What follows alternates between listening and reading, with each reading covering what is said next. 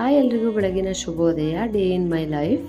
ಪ್ರತಿದಿನ ಥರ ಇವತ್ತು 4 ಪೇಜು ಭಗವದ್ಗೀತೆ ಓದಿದ ನಂತರ ಬಿಸಿನೀರಿಗೆ ಅಗಸೆ ಬೀಜದ ಪುಡಿ ಹಾಕೊಂಡು ಕುಡಿದೆ. ಅಗಸೆ ಬೀಜನ ಹುರ್ಕೊಂಡು ಪೌಡ್ರ್ ಮಾಡಿ ಇಟ್ಕೊಂಡಿದ್ದೀನಿ. ಈ ರೀತಿ ಕುಡಿಯೋದ್ರಿಂದ ಏರ್ ಫಾಲು ಮತ್ತು ಏರ್ ಗ್ರೋತ್ಗೆ ಸಹಾಯ ಮಾಡುತ್ತೆ. ಇವತ್ತು ಬೆಳಗಿನ ತಿಂಡಿಗೆ ಸಿಂಪಲ್ಲಾಗಿ ಕ್ಯಾಪ್ಸಿಕಮ್ ಬಳಸ್ಕೊಂಡು ಕ್ಯಾಪ್ಸಿಕಮ್ ರೈಸ್ ಮಾಡ್ಕೊಂಡಿದ್ದೆ. ಟೇಸ್ಟಿಯಾಗಿತ್ತು, ಕ್ವಿಕ್ಕಾಗೂ ಆಗುತ್ತೆ. ಮತ್ತು ಹಾಫ್ ಆಯಿಲ್ ಹಾಕ್ಕೊಂಡು ತಿಂಡಿ ಮಾಡಿಬಿಟ್ಟು ಸೊಪ್ಪೆಲ್ಲ ಬಿಡಿಸಿಟ್ಕೊಂಡೆ. ಅದು ಕ್ಲಿಪ್ಪು ಮಿಸ್ ಆಗೋಗಿದೆ. ತಿಂಡಿ ಮಾಡಿದ ನಂತರ ಮಧ್ಯಾಹ್ನದ ಊಟಕ್ಕೆ ನಾಟಿ ಸ್ಟೈಲಲ್ಲಿ ಮಟನ್ ಸಾಂಬಾರು ಮಾಡ್ಕೊಂಡಿದ್ದೆ.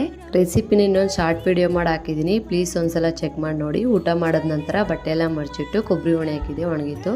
ಅದನ್ನು ತೆಗೆದಿಟ್ಟು ಅಲ್ಲೇ ಸ್ವಲ್ಪ ಹೊತ್ತು ಇಬ್ಬರು ವಾಕ್ ಮಾಡಿದ್ವಿ. ಅಷ್ಟರಲ್ಲಿ ಫುಲ್ ಕತ್ಲೆ ಆಗಿತ್ತು. ಬಂದು ರೈಸ್ಗಿಟ್ಟೆ ಮತ್ತು ಬೆಡ್ಲೆಗೆ ಇಡ್ಲಿಗೆ ಅಂತ ಅಕ್ಕಿನೂ ರುಬ್ಬಿಟ್ಟೆ. ಮತ್ತು ಸ್ವಲ್ಪ ಹಾಲಿತ್ತು, ಅದನ್ನು ಪನ್ನೀರ್ ಮಾಡಿಟ್ಬಿಟ್ಟು ಊಟ ಮಾಡಿದ್ವಿ. ಊಟ ಆದಮೇಲೆ ಅಡುಗೆ ಮನೆಯೆಲ್ಲ ಫುಲ್ ಕ್ಲೀನ್ ಮಾಡಿ ಪಾತ್ರೆ ಎಲ್ಲ ತೊಳೆದಿಟ್ಟೆ. ನಾನು ಏಟೇ ಕ್ಲೀನ್ ಮಾಡಿ ಮಲ್ಕೋತೀನಿ. ನನ್ನ ವಿಡಿಯೋ ಇಷ್ಟ ಆಗಿದೆ ಪ್ಲೀಸ್ ಲೈಕ್ ಮಾಡಿ, ಹಾಗೆ ಸಪೋರ್ಟ್ ಮಾಡಿ.